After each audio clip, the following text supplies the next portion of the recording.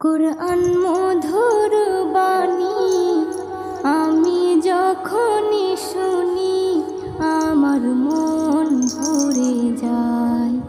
কুরআন মধুর বাণী আমি যখনই শুনি আমার মন ভরে যায়।